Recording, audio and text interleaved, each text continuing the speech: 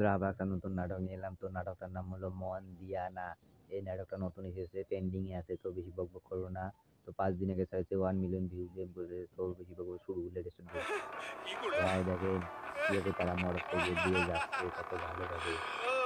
এই বেটা তুই জীবনে ভালো লাইভের হবি না? সিনে দেখেন কিভাবে হ্যাঁ? মোটরসাইকেল তোর দিয়ে এই যাচ্ছিল। পাগলামির জন্য কবে যে বিপদে পড়ি একটা।